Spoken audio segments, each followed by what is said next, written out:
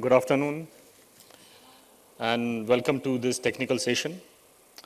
I'm Jeevan Talegaonkar and I'm filling in for Mr. Ayush Bhatnagar. So at times, a night watchman is promoted. So hardly there are any expectations from the night watchman as well. So I think I have no strings attached. This session topic is very interesting. It's about the readiness of 5G infrastructure in India and 5G advance moving in from lab to the real world deployment. There are certain points I'm going to highlight during this address. And we have planned it in such a way that after my address, I would invite one of the co-panelists to address you. And after that, another co-panelist will address you. And then we would invite a couple of questions from the audience. And we want this to be a participative session. So thank you. First of all, as you would have heard today morning from Mr. Shyam Madikar, our group CTO, that Jio has launched 5G in India in October 2022 on its own indigenously developed 5G standalone core. Today, we are running a workload of 108 million subscribers. This is a public number. Very soon, you'd hear how it has grown as well as the new announcement comes out. One of the tenets of the SA core is its distributed nature of cloud-native functions, and because of which we have had close to 110 multi-access edge compute locations in India running out of small data centers. Our 3GPP core, our 5G SA core is 3GPP release 16 compliant, but the roadmaps are fully aligned with release 17 and release 18 features as well. At the same time, when we move towards the evolution of the core, we just want to make sure that tomorrow's 6G core is backward compatible to 5G technology and 4G technology as well. So that's a challenge. Another thing is there's a lot of contribution which is being made by the research and development teams towards ETSI. And the few of the, the features are being preponed, especially release 17 features, and they're running commercially in the network today. So let me talk about two features that are commercially running in Jio network today, which are release 17 features. So first is reduced capability. All the fixed wireless access deployments on outdoor CPEs are RedCap enabled. And this makes me or my network ambient IoT ready when the time dawns onto us. Secondly, it is the URSP. So the UV routing selection policy, which most of us are aware, is a feature of iPhone. So that's fully supported in Jio network as a commercial slice today. So barring these two features, there is another development. These are not my slides, if at all something is playing on there. Barring these two features, there is another development that most of us are aware of, which is about non-terrestrial networks. You've got to make an ecosystem ready to play NTN in real terms. So we have tied up with SES, as you would have read about it. And SES is giving us the capability to utilize the satellite constellations from MEO and GEO orbits. We have few sites running in India which are giving 1 Gbps of backhaul. And of course, the vision of NTN is to push the radio onto the satellite, but that's farther. However, its readiness has started to take shape, and we are seeing few good results in India, especially for remote sites where the sites are not backhauled on fiber, but they're backhauled on satellite. Then there are three aspects which the standards bodies have been emphasizing on. The first aspect is AI/ML. Few of the speakers have touched upon it in the morning. Our initiative of AI/ML is ATOM, ATOM, is Adaptive Troubleshooting Operations and Management. It's already live and running in Geo's network. Its next version, which is kind of analogous to ATOM for each of the industry verticals, is GeoBrain. The soft launch of GeoBrain has already happened, and now we are readying for the commercial launch. There is a lot of emphasis on AI/ML development, needless to say. Besides this, the other factor which is being emphasized is spectrum. You are aware that 7.125 gig to 24.25 gig is being touted as the next 5G advanced spectrum. If that happens, it could solve few of the problems, primarily because we could have more bandwidth and hence more UL. Because one of the problems that we have faced with 5G is that though it was supposed to be ready for B2B business, we very soon realized that B2B is more about uplink use cases. It's not about downlink use cases. And the maximum UL that I'm able to achieve with 100 megahertz today on 5G is ranging from 70 Mbps to 120 Mbps.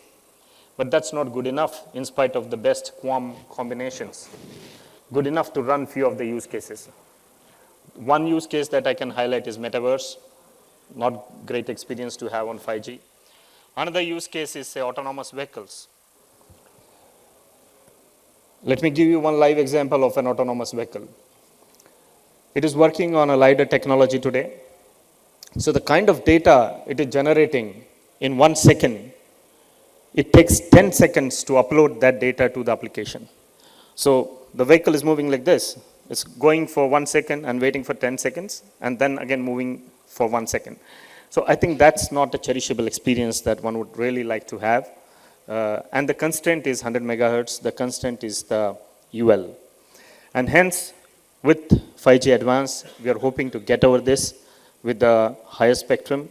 However, there are challenges of penetration that Dr. Kochi had highlighted in morning. So we witnessed that. And the third point which is emphasized is about sustainability. Because as we move from the existing generation to the new generation, the only expectation is that we roll out more and more greener networks. The networks which are compliant to the SDG goals of WIPO, World Intellectual Property Organization. And while we are endeavoring to file the patents and also to secure the ACPs, it's important for us that we adhere fully to 3GPP, and that's exactly what we are doing, because the features which are laid down in the 3GPP roadmap are all SDG compliant. One best definition I have ever heard of sustainability, let me give that and stop for the next session. It's from the ex-Prime Minister of Norway, who was also the Director General of WHO, who has once said, it's Harlan Brundtland, who has once said that sustainability is all about meeting the needs of today without an ability to compromise on the needs of tomorrow. So I think if we are able to give that future to our next generations, then we need to innovate and we need to make greener networks. I thank you all for your patience. And may I now invite the next speaker to the podium. It is Mr. Vikesh Sharma. Vikesh is a veteran in telecom industry. He has spent more than 2 decades in radios and networks, and he's working as a head of radio technology with Nokia. So welcome, Vikesh.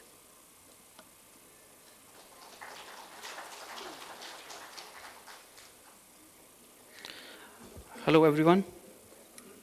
So topic what I'll be covering today is basically the 5G Advanced and how it is going to pave the way towards 6G technologies.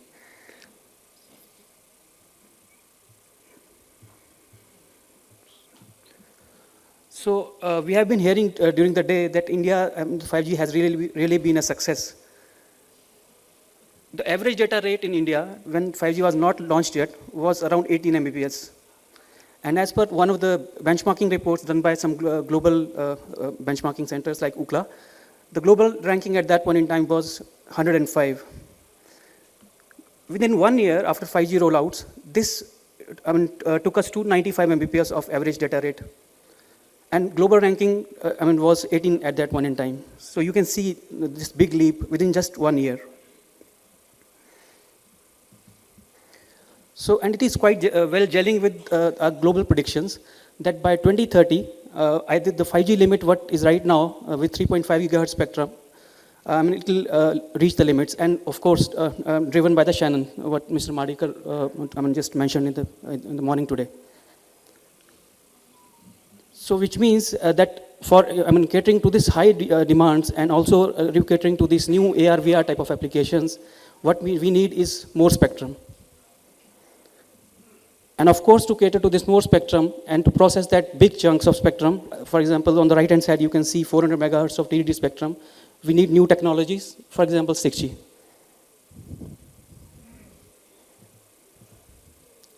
So where this spectrum will come from? So Wireless Radio Commission 2023 has identified these 3 frequency bands to be studied for Wireless Radio Commission in 2027. So these are the 3 study items, and these are quite well gelling in with the 6G timelines as well. And almost around more than 1,000 megahertz can be carved out of these bands for 6G applications. So these bands are 14.8 to 15.35 gigahertz, 7.125 to 8.4 gigahertz, and 4.4 to 4.8 gigahertz. Apart from that, there was one band which was approved by Wireless Radio Commission 2023, 6.425 to 7.125 gigahertz. This has a tremendous opportunity when we talk about 5G advanced, because this is already approved in 3GPP in a very short span of time. It's called N104, so which means that ecosystem, it's just a matter of time. Then, of course, since it is a very, this band is already approved, so this will be a band where we'll see some early 6G rollouts as well. Now, there are some beauties about this band as well, when we talk about some of the inherent nature of this particular band. So, of course, if we just go by physics, some of the physics laws and rules, so higher the frequencies, lesser will be the lambda or wavelength, so which means the lesser will be the density of the antenna elements.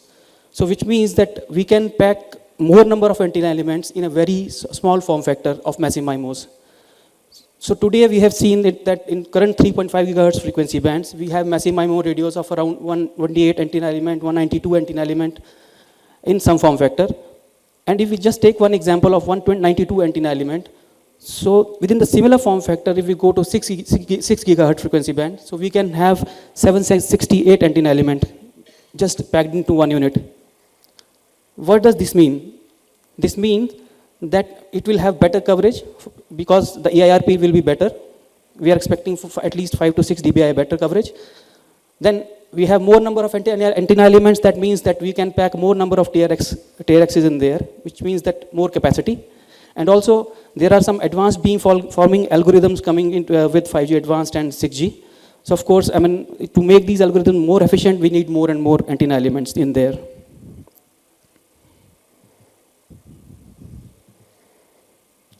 So we have seen that each generation of the technology follows some kind of a S-curve. And S-curve is basically the expectations versus timelines. So what happened to 5G was that in 5G in early phase, 2018-2019 timeframe, some of the advanced markets, for example, North America, Korea, some parts of Europe, China, they started this, we can call a early 5G hype, and they started the rollouts very soon.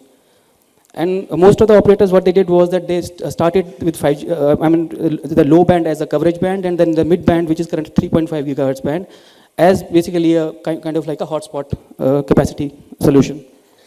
And those, at that point in time, it was purely 5G NSA architectures.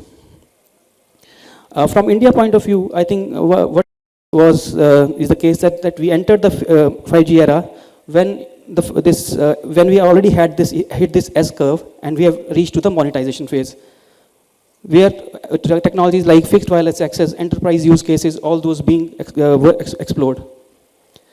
And today we have seen that this fixed wireless access is a big success in India as well.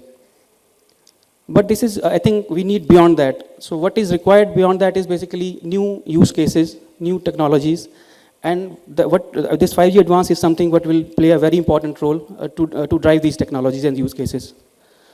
And naming few, this red cap, what was just mentioned, this is something what is already live, but the enhanced red cap, which will really provide the real IoT type of connectivity, will be coming with release 18. Then second is ultra reliable low latency communications, which will be used for this time sensitive networks. And these technologies will be enabled by some of the architectures like standalone architectures, which will be the prerequisite, edge computing, slicing, and also AI and ML technologies.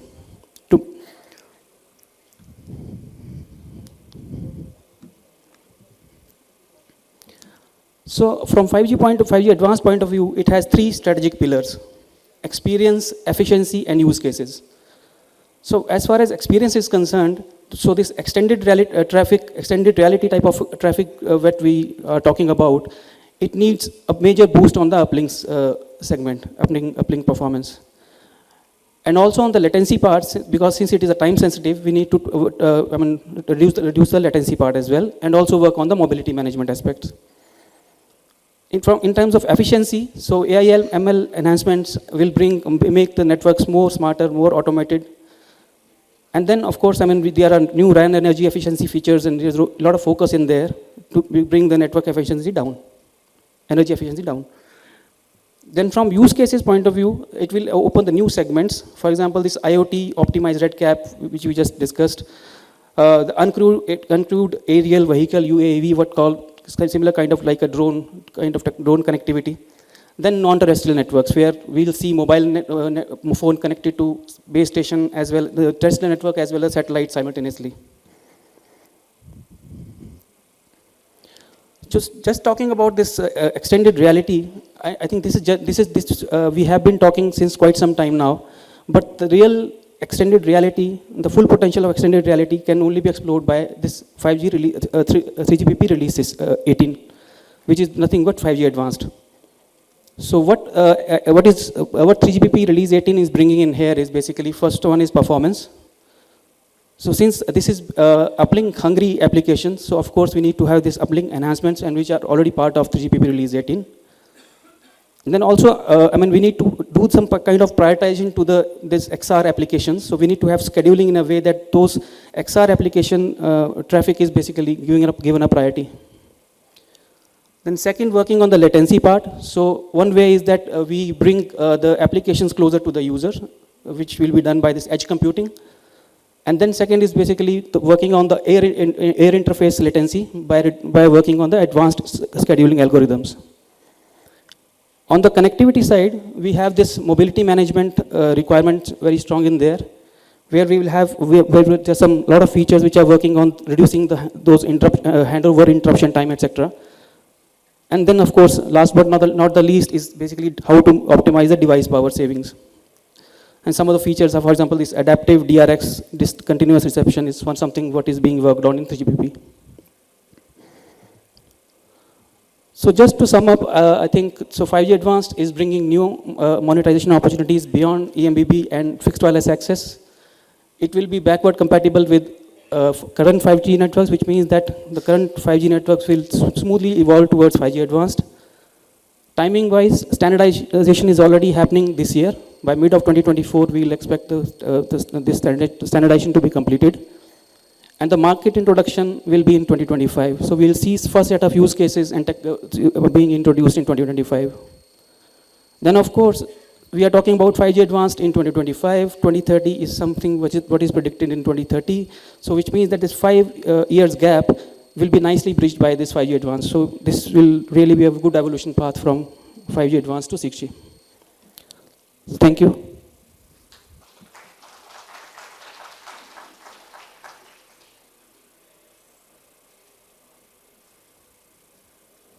Thank you, Vikesh.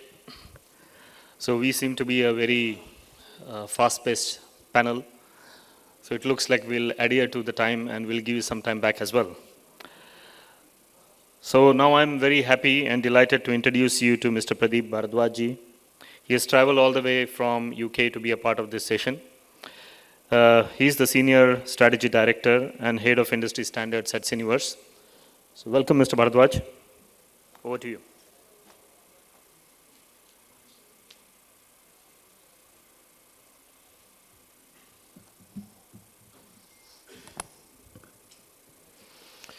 Good morning, good afternoon, everybody. So I'm Pradeep Bharadwaj. I work for Syniverse as Senior Strategy Director and Head of Industry Standards based in the UK, where I have lived for almost 25 years now. And I had the huge privilege of working in India before that for some big landmark moments in the history of India's telecommunication. I worked on some of India's first gateway telex exchange, India's first digital international telephony exchange. I was part of the team that launched India's first public internet at VSNL, India's first public email service before internet, which was based on the CCITT X400 standards, India's first EDI service, electronic data interchange based on CCITT X435 standards. So always a pleasure to come back to India. I'm going to talk about some learnings from 5G so far, which we can take forward and not repeat the same mistakes when we are obviously at this crucial juncture defining 6G. So before we conceptualize 6G, I think we should take on board all the lessons and learnings from 5G and pre-5G on board. So I think let us take a step back and see where we are so far. So I think we know 5G has been going around for a while now, and lately we have seen some good acceleration. So you see some data points here on this chart. As many as, close to 600 operators are now investing very actively in 5G in almost all the countries around the world. And quite a few of them actually have launched commercial 5G services already. Well over 300 operators in 118 countries have launched commercial 5G services. But we should also mention most of these operators have actually launched 5G non-standalone. And I think that is one lesson, I think, which is already being heard loud and clear when we are having these discussions around 6G, is that as an industry, I think we will not repeat the same mistake. I vividly remember many years ago, 5G was always meant to be a one-drop release, and it ended up as 3-drop release. So we had early release, we had a normal release, and we had a late drop for 5G. So it got split into 3 releases. It got split into non-standalone and standalone. The discussions that took place in Lisbon, I think, where the lobby that was positioning for 5G non-standalone actually prevailed. But it wasn't meant to be as 5G was envisaged initially and originally. So I think there is an expectation that 6G, whenever it comes to the market, would actually be one single mode and one single release without too many of these options. The other thing, people got confused. In 5G, we had 8 architecture options or 8 models. So we talk about model 1, which is traditional 4G, model 2, which is pure standalone. Then we have model 3, which is obviously a non-standalone. Within model 3, we have model A, model X, and whatnot. And then we have model 4, 5, 6 got dropped out, model 7, 8. And all this is very confusing, even for people who live in and breathe in these architecture discussions day in, day out. Even for them, it is very difficult to remember what is model 6, what is model 7, and whatnot. So I think, for the industry to actually take these specifications and deploy them on systems on the ground is even more difficult and complex and complicated, Because at the end of the day, different operators will have different choices to make. And some operators will deploy, Model 5. Some operator may choose as their roadmap to option 2 SA. They may choose option 7. So how do these operators, work with each other? It makes things even more difficult because we don't live in an isolated world. We live in a highly interconnected world. And I think that is where we have to make things easier and simplified. So I think the point I was trying to make here when I got digressed, that a lot of these operators, or most of these 300 odd operators are non-standalone. But I think the good thing is a lot of operators are now starting to launch standalone. And that is where the real fun begins. So I think as of last week, we heard this data point came through last week that at least 49 operators in 29 countries have actually gone ahead and launched public 5G standalone networks. And I think that augurs very well for our progression of our journey to 6G. I think, I picked up this data point again last week, and I was very pleased to see how 5G uptake has progressed in the last year or so in India, where I was told that most of the states, or all the states I should say, in India now have 5G in some form. You may not have 100% coverage in all parts of the state, but I think it's a great data point which we all can be proud of. Not many countries can actually boast of having 5G coverage in all the states. And India being such a big country, I think it's a great data point. So you have some numbers there as to how the coverage in India has grown significantly. And it is not just the availability of 5G and the coverage, it is also the subscription numbers which are also growing very significantly. Now, I think the third point you see on the chart is around roaming. Again, I would emphasize, I think we all travel. We all travel. I think gone are the days, I remember good old days when we used to carry the brick phone. I certainly had one in my car. Now we carry mobile, and we expect mobile to work in a seamless manner. So when I land at the airport, I expect my mobile to work straight away if I power it on. And we get very uneasy whether we are traveling domestically or whether we are traveling internationally. If roaming doesn't work, it's something is out of order. Our life gets stopped.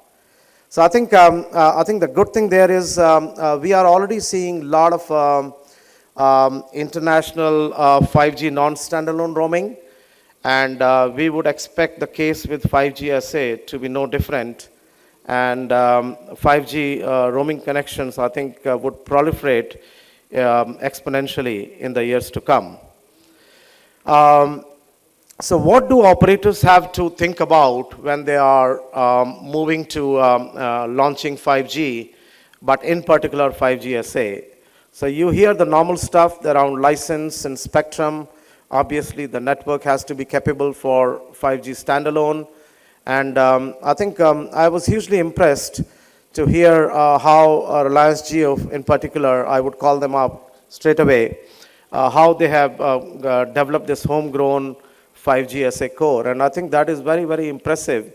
The discussion this morning was around developing the patent pool and IPR pool within the country. And I think that's a very, very exciting sign of things to come. Obviously, you have to have the capacity. I think the capacity considerations are dramatically different in 5G standalone compared to 5G non-standalone. So I think we have to bear that in mind. And especially, I think if I can maybe also call this out, when you talk about voice is a very, very different animal. And even these operators who have gone ahead and deployed 5G SA, most of them don't have this voice over an hour, or all of them don't have this voice over an hour. I think it will take some time as an industry for us to embrace and roll out voice over an hour, because the complications, there are a lot of complications in achieving production scale voice over an hour. You have the way you have to dimension the entire network for voice. in SA is very different from how you do it in NSA. And then you have the additional complications of EPS fallback versus RAT fallback and those things. I think what I am hearing from the market is most operators are going for EPS fallback rather than RAT fallback because it's difficult for them to align the two network RAT aspects, radio access technology, by the way. That's the RAT I'm talking about. So it's difficult for them to align the 4G LTE radio network completely with the 5G NR radio network. So, and then obviously you have to have the devices. We were doing some trials in many parts, including here in India. And I think that was one lesson that kind of popped up straight away was around the UE builds, which I'll talk about on the next chart. And then I'll skip security for now. I'll talk about that later on. Interconnection, that is what we do as a company. We interconnect networks around the world for any and all services, whether it is voice, whether it is data, whether it is 2G, 3G, 4G, and 5G, and obviously in 6G moving forward. We facilitate roaming. So we exchange signaling between mobile operators, whether it is diameter signaling for 4G networks or HTTP2 signaling for 5G SA networks, and so on. And then we have this again another big animal called value-added services. Operators, when they are deploying these services, they have to monetize. When they are deploying these networks, when they are buying expensive resource of spectrum, they have to somehow monetize this investment. The way operators monetize the investment is mainly through value-added services. But there is a challenge there which we have figured out, and I think that has been a big shortcoming of 5G, is that the roaming standards in 5G from 3GPP was an afterthought. And that was, I would say, a very, very big mistake. And we lost precious time. So if you think back, June 2018 was when 3GPP normal release came out. Which is almost 6 years ago now. Next month will be 6 years. And I'm sure you will not be pleased to hear that even after 6 years, there is no standard available within 3GPP or in the industry to support 5G SA roaming. I think it is a huge blot on the industry. I'm sorry to say that. And the reason is because obviously the roaming standards was an afterthought. And that is another learning lesson that has come out loud and clear. That, and I think it was very, very heartwarming to hear Barbara from GSMA making that point at the 3GPP Stage 1 Use Cases Workshop that was held in Rotterdam last week on the 8th, 9th, and 10th of May. And she made it very clear that we would like roaming to be a day one service within 6G. And I think that's a great point to make. And obviously you have the usual challenges around testing and rollout, which we all know about. So I think let me quickly share with you some of the lessons we learned when we are performing these roaming trials for 5G standalone. So one we figured out was the UE software builds. The UE software builds were not appropriate, and we had to do a lot of tweaks and a lot of follow-ups to make sure that they are capable of attaching to SA networks when the UEs were roaming. That was one difficulty we came across. The other thing was the lack of availability of the precise roaming builds on the UE that were needed, available from all the OEMs. So again, we had to chase the OEMs for those appropriate software builds on the devices. And as you can see there, the testing that has been performed so far has been limited to Android operating system. And we are Apple, obviously the prominent OEM is actually working with the MNOs to make SA roaming, international roaming build available on the UEs, on their UEs. The other thing I touched upon, voice over NR. Again, it is not just the network side that has to support voice over NR, but also the UEs must have the appropriate build, and the chipsets on the UEs must also be capable of supporting voice over NR. That is another lesson we have learned. The other thing we have seen is, this is very prominent, even two networks in the same country, the way they deploy 5G SA networks is different.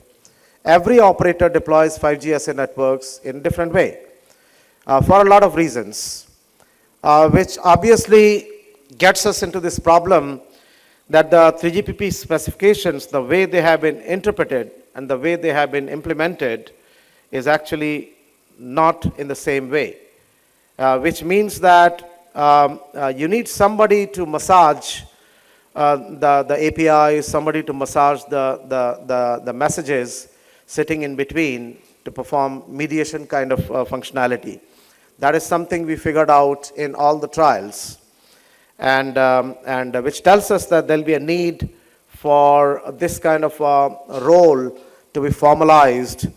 And in the panel this morning, that is the point I was trying to make, that in 6G, it is good to see interoperability, which has been called out as formally as one of the 15 capabilities in the ITU framework. So I think it's very important role as well to ensure interoperability. Because misalignment can also happen on the mandatory messages, on the optional parameters in the messages. So I think that needs to be managed very, very carefully. And then obviously there are other things. There are obviously operators implement value-added services. There are a lot of value-added services which operators have. In case you are not able to visualize what these value-added services could be, so you are talking about steering of roaming. So whenever you roam, invariably operators steer the traffic based on their roaming agreements, based on the commercial terms they have with the roaming partners in those 100, 150 odd countries. So invariably every operator in the world deploys steering of roaming. You have welcome SMS, you have policy-based solutions, you have sponsored roaming, you have a lot of analytics and business intelligence, you have some real-time intelligence kind of services. So all those value-added services need to be carefully managed.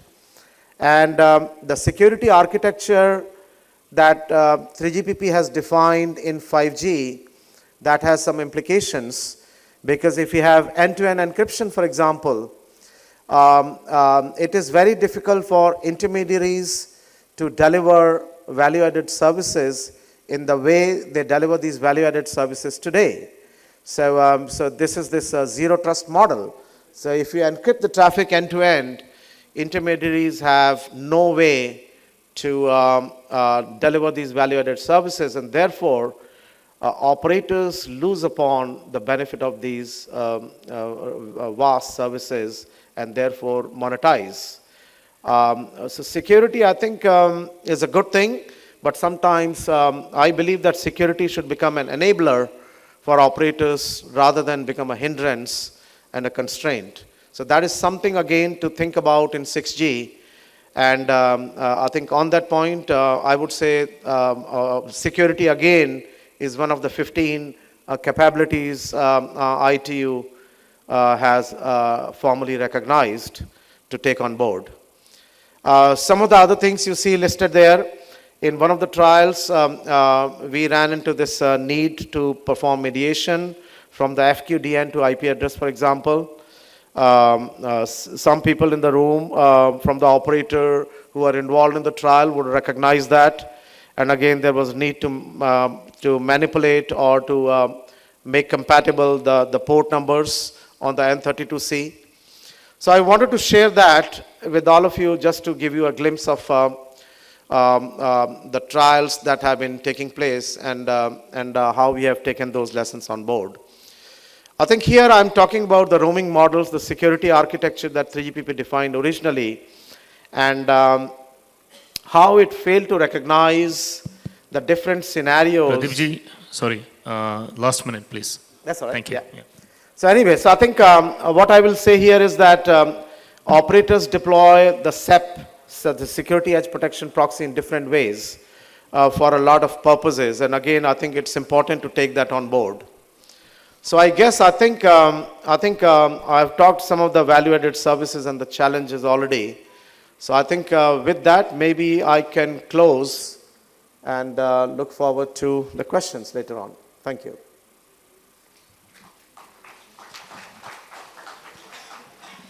Thank you, Pradeepji, for enlightening us. And now we are open to take a couple of questions before we break out for lunch.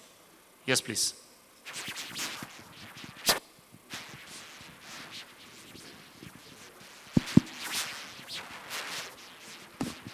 Thank you, esteemed panelists. Good afternoon to everyone. It was pretty interesting what you just had here. Now, my simple question is, with the advancement of 5G adoption in India and incremental subscribers, as we have just noticed, right? Great. How about the ARPU? We haven't seen that ARPU increment in that same fashion. Despite the fact we have discontinued some lower value packs, we have removed some of the options for rural telephony. How do we see 6G coming in with new use cases, and how the ROI from operators' perspective can be improved? Thank you. Yeah, I can take that. I think if the telecom operators merely stick to their ground of being the horizontal connectivity providers, the share of the wallet which they are going to get in digitalization will not surpass 10 to 15%. So they got to move on to cater to the requirements of the industry by being able to provide cloud services, by being able to build up the applications. They should have a nimble-footed organization to do the SI, because if we look at the overall wallet share of the telecom operator, it's like 10 to 15%. If I'm an enterprise, I have got, say, $100 in my pocket, I would typically spend 10 to 15% of it on connectivity, another 10 to 15% on buying a device or an equipment or a sensor or an actuator.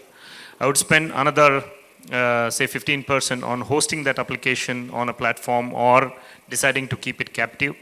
30% I would spend on the application itself, and another 30% I would spend on the system integration. So if I don't move up the value chain to grab more share, I would always be marginalized to being a connectivity player. So that has remained a challenge with telcos.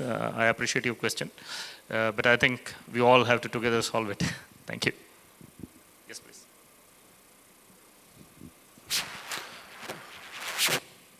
Hi, my question is to Mr. Pradeep Bharadwaj. The question is, I was watching your, that's an interesting insight for the availability of non-roaming on the SA mode network. So I just wanted to have one or two key points at what exactly is stopping this, because if you look at the the SA mode, that's the Jio itself here is positioning as a true 5G. There are multiple services that you can offer through SA, you cannot do it in an NSA. And SA is purely a kind of 4G with on the edge you put up some 5G radios and a EPC as a controlling factor, right? So what exactly is where are we on this? Like we have given a presentation, one or two major points as to what is blocking this. So I'm sure, and the Jio person is also here, Mr. Jeevan. I mean, if I'm not.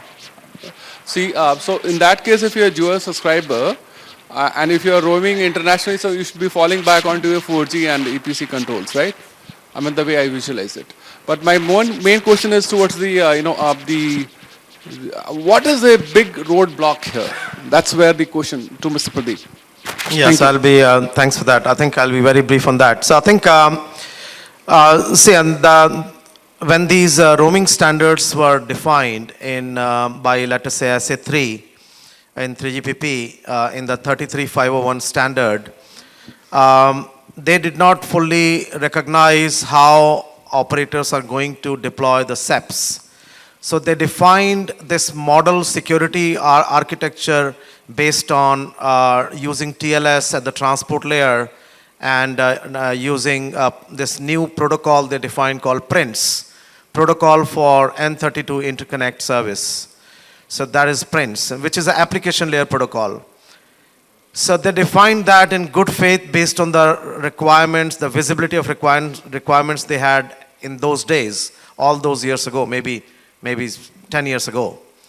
But as operators afterwards started to look into this more closely to deploy these standards from 3GPP, they figured out that it will be very difficult for operators to deploy PRINCE operationally because it would require them to negotiate and deploy these protection policies the way 3GPP has defined them with all of their roaming partners. So remember, close to 600, 700, 800 roaming partners, and then there are all these protection policies running into 3,000-4,000 different parameters. So for them to deploy these 4,000 policies across 1,000 operators, it is a non-starter. There'll be hundreds of people sitting and doing this, not anything else. And I think end of the day, operators are there to basically deliver a service very efficiently. So they figured out this is not practical at all. So that is a problem now the industry is resolving. And I think we are on the verge of breakthrough. And this solution should be forthcoming anytime. There is this new proposal called modified PRINCE or enhanced PRINCE that 3GPP is formalizing now.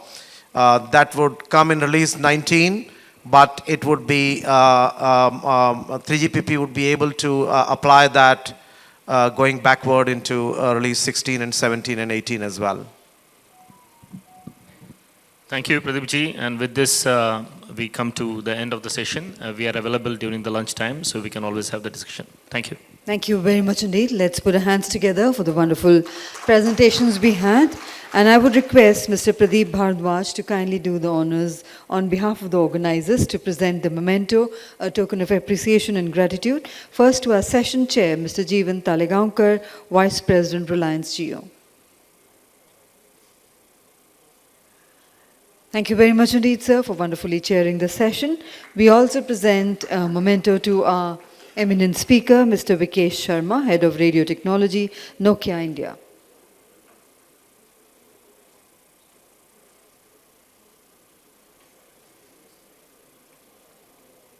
Thank you.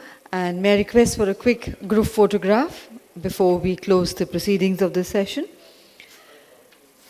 And ladies and gentlemen, inviting everybody for lunch. The next session will commence at 2:15 sharp. We would request you all to be kindly back in time for the next session. Thank you.